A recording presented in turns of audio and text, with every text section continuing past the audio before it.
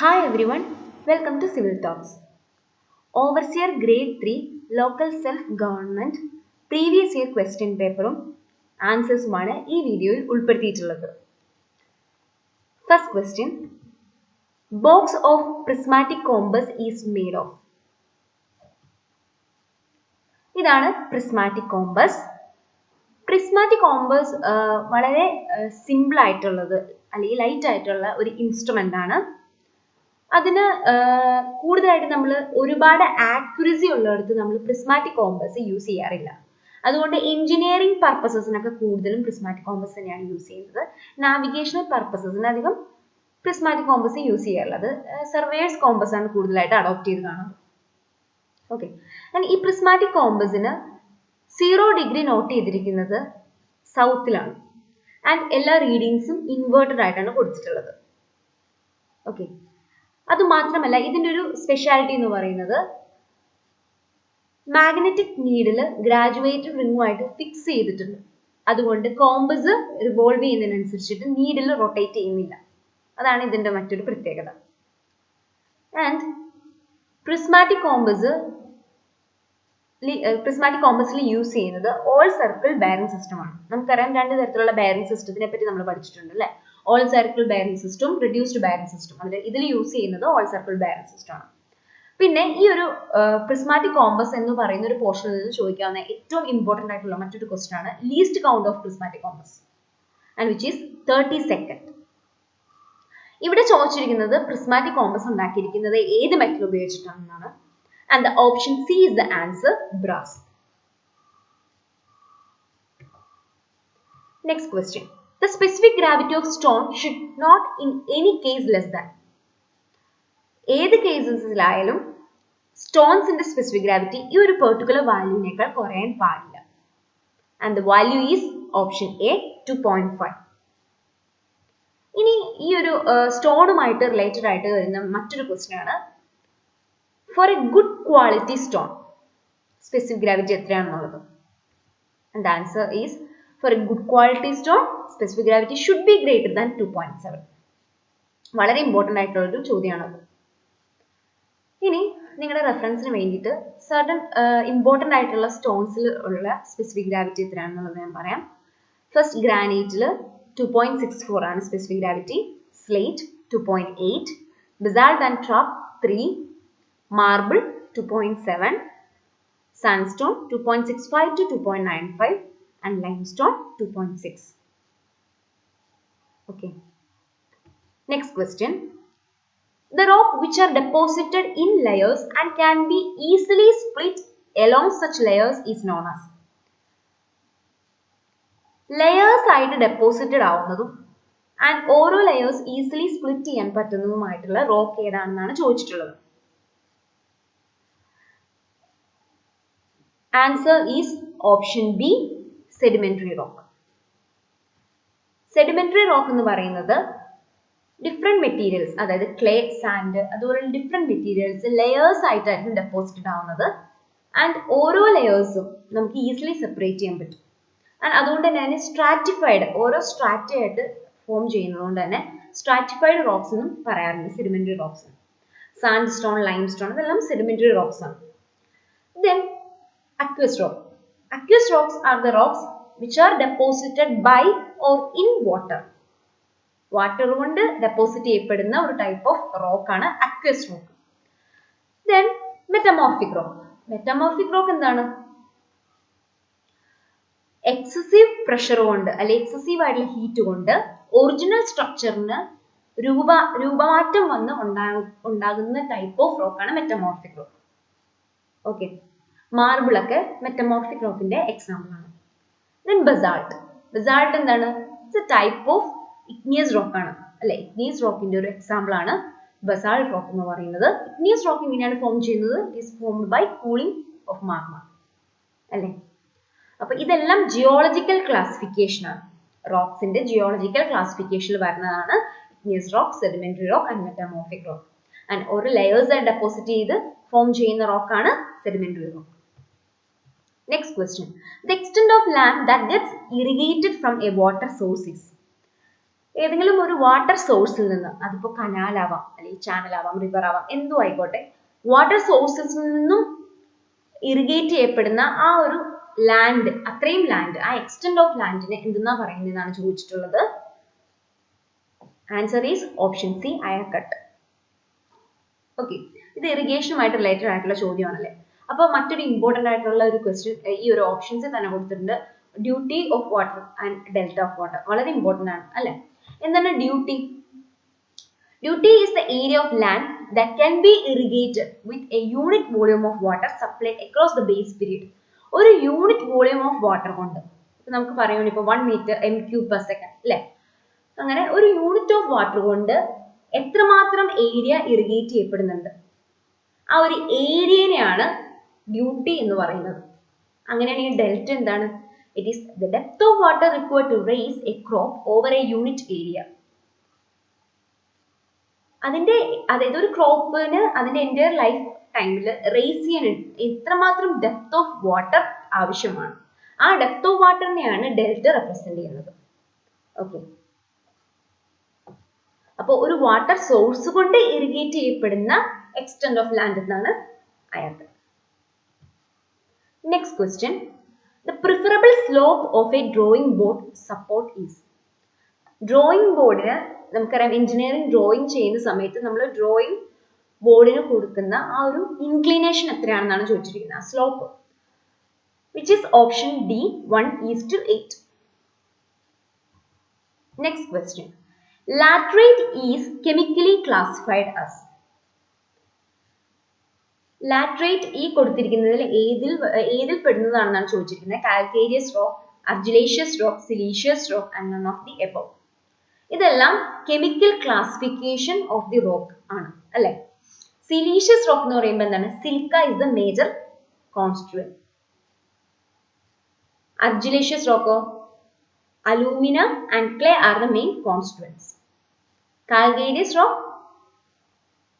calcium carbonate and lime are the main constituents. അല്ലേ? ഇനി ഈ ഓരോ റോക്സിലും വരുന്ന കുറച്ച് എക്സാമ്പിൾസ് ആണ്. സിലീഷ്യസ് റോക്സിന്റെ എക്സാമ്പിൾസ് ആണ് granite, gneiss and quartzite. Argillaceous റോക്സിലെ എക്സാമ്പിൾ ആണ് laterite, slate and kaolin. Calcareous റോക്സിൽ വരുന്നതാണ് ലൈംസ്റ്റോൺ ആൻഡ് മാർബിൾ. അപ്പോൾ ഏതായിരിക്കും laterite? Laterite is a argillaceous rock അല്ലേ.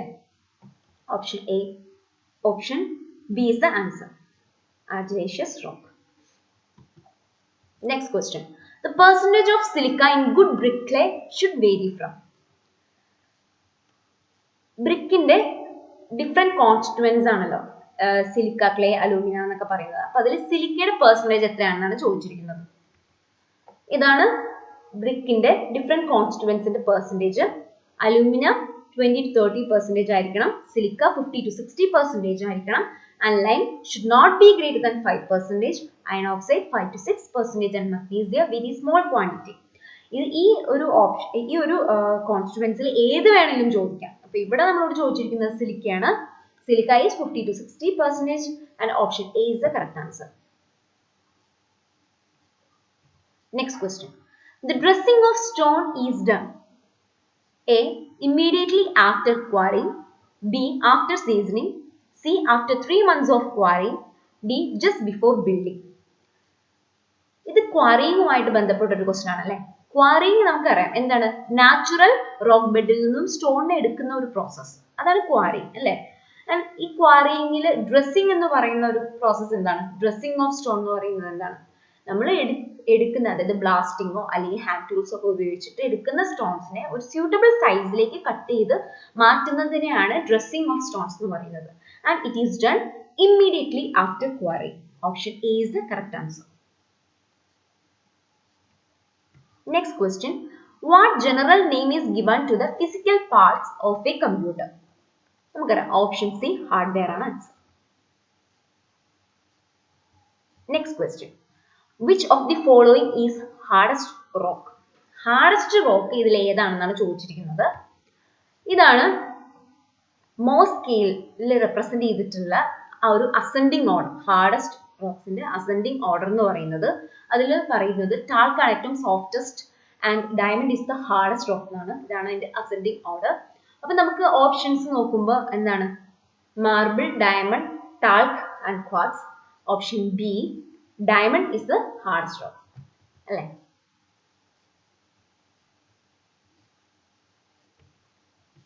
Next question.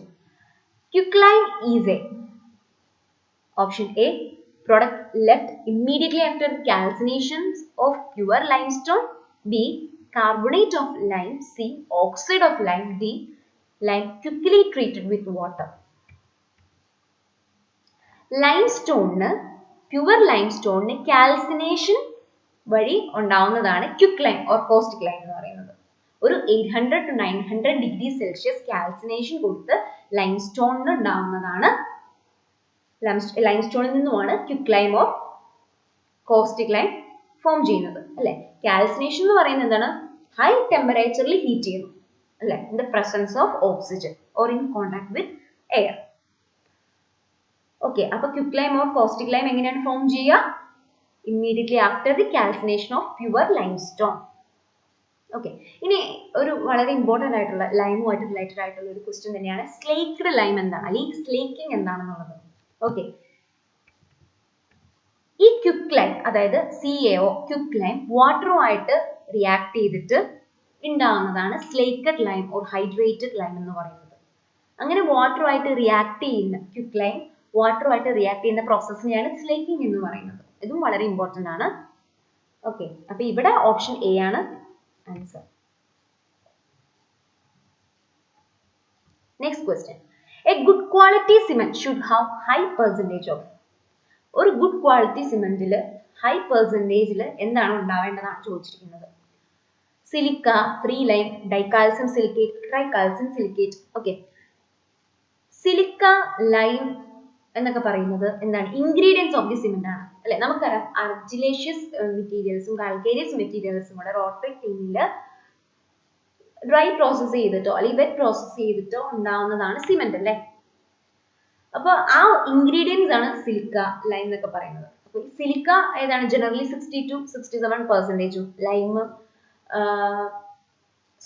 Lime 60 to 67% and silica 17 to 25% ഒക്കെയാണ് വരിക. ആൻഡ് സിമെന്റിന് വാട്ടറുമായിട്ട് റിയാക്ട് ചെയ്തിട്ടുണ്ടാകുന്ന പ്രോസസ്സിനെയാണ് ഹൈഡ്രേഷൻ പ്രോസസ് എന്ന് പറയുന്നത്. ആ ഹൈഡ്രേഷൻ പ്രോസസ്സ് വഴി ഉണ്ടാകുന്ന കോമ്പൗണ്ടിനാണ് നമ്മൾ ബോക്സ് കോമ്പൗണ്ട് എന്ന് പറയുന്നത്. മെയിൻലി 4 രീതിയിലാണ് ബോക്സ് കോമ്പൗണ്ട് ക്ലാസിഫൈ ചെയ്തിട്ടുള്ളത്. അതിൽ വരുന്നതാണ് ഡൈകാൽസ്യം സിലിക്കേറ്റും ട്രൈകാൽസ്യം സിലിക്കേറ്റും. അത് കൂടാണ്ടുള്ളത് ഏതൊക്കെയാണ്? Tricalcium aluminate and tetracalcium aluminium ferrite. And tricalcium silicate C3S ആണ് ഹൈ പെർസെൻറ്റേജിൽ ഒരു ഗുഡ് ക്വാളിറ്റി സിമെന്റിന് ഉണ്ടാവേണ്ടത്. ബിക്കോസ് ഏർലി സ്ട്രെങ്ത്, സിമെന്റിന് അതിന്റെ ഏർലി സ്ട്രെങ്ത് കൊടുക്കുന്നത് ട്രൈകാൽസ്യം സിലിക്കേറ്റ് ആണ്. വിത്തിൻ 28 ഡേയ്സിനുള്ളിൽ സ്ട്രെങ്ത് ഡെവലപ്മെന്റ് സിമെന്റിന് ഉണ്ടാകുവാനുള്ള റീസൺ ട്രൈകാൽസ്യം സിലിക്കേറ്റ് ആണ്. ഓക്കെ, ഡൈകാൽസ്യം സിലിക്കേറ്റും സിമെന്റിന് സ്ട്രെങ്ത് കോൺട്രിബ്യൂട്ട് ചെയ്യുന്നുണ്ട്, ബട്ട് വളരെ ലേറ്റ് ആയിട്ടാണ്. വളരെ പ്രോഗ്രസീവ് ഡെവലപ്മെന്റ് ഓഫ് സ്ട്രെങ്ത് ആണ് അതിനുള്ളത്. ഒരു വിത്തിൻ 1 ഇയറിനുള്ളിലൊക്കെയാണ് ഡൈകാൽസ്യം സിലിക്കേറ്റ് എഫക്റ്റീവായി അതിന്റെ കോൺട്രിബ്യൂഷൻസ് സിമെന്റിന് കിട്ടുന്നത്. ഓക്കെ, ഏർലി സ്ട്രെങ്ത് വിത്തിൻ 20 ഡേയ്സിലുള്ള സ്ട്രെങ്ത് പ്രൊവൈഡ് ചെയ്യുന്നത് ട്രൈകാൽസ്യം സിലിക്കേറ്റ് ആണ്. And a good quality cement should have high percentage of tricalcium silicate. Next question. In a flat arch, the skew back is made to rest in an inclined position so as to make an angle of dash with springing line. Okay, flat archil skew back inclined ആയിട്ട് made ചെയ്ത്, skew back എന്ന് പറയുന്നത് inclined ആയിട്ടുള്ള, നമുക്കറിയാം arch start ചെയ്യുന്നത് അല്ലെ, ആർച്ചിന്റെ starting and ending എന്ന് പറയുന്ന ഒരു ഇൻക്ലൈൻഡ് പോർഷൻ ആണ് സ്ക്യൂ ബാക്ക് എന്ന് പറയുന്നത്. അത് സ്പ്രിഞ്ചിങ് ലൈനുമായിട്ട് മേക്ക് ചെയ്യുന്ന ആംഗിൾ എത്രയാണെന്നാണ് ചോദിച്ചിരിക്കുന്നത്. ഈ ഒരു പോർഷൻ ആർച്ചസ് എന്ന് പറഞ്ഞിട്ടുള്ള വീഡിയോസിൽ ഈ ഒരു ഓരോ ഡിഫറെന്റ് ടൈപ്സ് ഓഫ് ആർച്ചസും അതിൽ ഈ ഫ്ലാറ്റ് ആർച്ചസിന്റെ കാര്യമെല്ലാം ഞാൻ എടുത്തു പറഞ്ഞിരുന്നു. അപ്പൊ അതിൽ നമ്മൾ പറഞ്ഞിരുന്നു ഫ്ലാറ്റ് ആർച്ചസിന്റെ സ്ക്യൂ ബാക്സ്, ഇൻക്ലൈൻഡ് ആയിട്ടുള്ള സ്ക്യൂ ബാക്സ് ജോയിൻ ചെയ്ത ഒരു ഇക്വിലാറ്ററൽ ട്രയാങ്കിൾ ഫോം ചെയ്യുന്നുള്ളത്. ആ ഒരു വീഡിയോയിൽ നമ്മൾ ഇതൊക്കെ പറഞ്ഞിട്ടുണ്ട്, ഇതിനെപ്പറ്റി പറഞ്ഞിട്ടുണ്ട്. അപ്പോൾ ഇക്വിലാറ്ററൽ ട്രയാങ്കിൾ ആയതുകൊണ്ട് തന്നെ ആംഗിൾ മേക്ക് ചെയ്യുന്നതായിരിക്കും 60 degree, option B. Next question. The lowest part of a structure which transmits the load to the soil is known as. ഒരു സ്ട്രക്ചറിന്റെ ലോവസ്റ്റ് പാർട്ട് ഏതാണെന്നാണ് ചോദിച്ചിരിക്കുന്നത്. Lowest part is foundation. Option C is the answer. നമുക്കറിയാം ground ലെവലിന് മുകളിലേക്കുള്ള പോർഷൻസിന് നമ്മൾ super structure എന്നും ground ലെവലിന് താഴേക്കുള്ള സ്ട്രക്ചറിന്റെ പാർട്ടിനെ foundation എന്നുമാണ് നമ്മൾ പറയാറ്. ആൻഡ് പ്ലിന്ത് എന്ന് പറയുന്നത് എന്താണ്? പ്ലിന്ത് എന്ന് പറയുന്നത് സൂപ്പർ സ്ട്രക്ചറിന്റെ ഒരു ഭാഗം തന്നെയാണ് അല്ലെ. It is A part of super structure in between ground level and floor level അല്ലെ. ഫ്ലോറിനും ഗ്രൗണ്ടിനും ഇടയിൽ വരുന്ന സൂപ്പർ സ്ട്രക്ചറിന്റെ ഒരു ഭാഗം തന്നെയാണ് പ്ലിന്ത് എന്ന് പറയുന്നത്. ഓക്കെ, ഇവിടെ നമ്മളോട് ചോദിച്ചിരിക്കുന്നത് ലോവസ്റ്റ് പാർട്ടാണ്, സ്ട്രക്ചറിന്റെ ലോവസ്റ്റ് പാർട്ട്. ആ ലോവസ്റ്റ് പാർട്ടാണ് എൻറ്റയർ ലോഡിനെ സോയിലിലേക്ക് ട്രാൻസ്മിറ്റ് ചെയ്യുന്നത്. And the part is foundation. Next question. The compressive strength of good Portland cement and standards and mortar after 3 days of curing should not be less than. സിമെന്റിന്റെ compressive strength after 3 days of ക്യൂറിംഗിന് ശേഷം എത്രയായിരിക്കണം എന്നാണ് ചോദിച്ചിരിക്കുന്നത്. Should not be less than 11.5 meganewton per metre square ആണ്. Option D is the correct answer. ഇനി in case നമ്മളോട് ചോദിച്ചിരിക്കുന്നത് ആഫ്റ്റർ 7 days of curing ആണെങ്കിൽ, ഇവിടെ 3 days ആണ്, 7 days of curing ആണെങ്കിൽ answer is 17.5 meganewton per metre square ആണ്. Okay, അപ്പോൾ ഓപ്ഷൻ അനുസരിച്ച് ക്വസ്റ്റ്യൻ അനുസരിച്ചിട്ട് ഓപ്ഷൻ കൊടുക്കുക. ഓക്കെ, ഇത്രയുമാണ് ഞാൻ ഈ ഒരു ക്വസ്റ്റ്യൻ പേപ്പറിന്റെ ഇൻക്ലൂഡ് ചെയ്തിട്ടുള്ള പോർഷൻസ്. ഇതിന്റെ ബാക്കി പോർഷൻസ് നെക്സ്റ്റ് വീഡിയോയിൽ കണ്ടിന്യൂ ചെയ്യുന്നതായിരിക്കും. ആൻഡ് ഇത് ഞാൻ കഴിഞ്ഞ വീഡിയോയിൽ സ്കഫോൾഡിങ്ങിനെ പറ്റി, സ്കഫോൾഡിങ്ങിന്റെ കമ്പോണൻസ് ആൻഡ് ടൈപ്സ് പറഞ്ഞു. അതിന്റെ ലാസ്റ്റ് അതുമായിട്ട് റിലേറ്റഡ് ആയിട്ടുള്ള കുറച്ച് ക്വസ്റ്റ്യൻസ് കൊടുത്തിരുന്നു. ആ ക്വസ്റ്റ്യൻസിന്റെ ആൻസേഴ്സ് ആണിത്. നിങ്ങൾ ചെക്ക് ചെയ്യുക.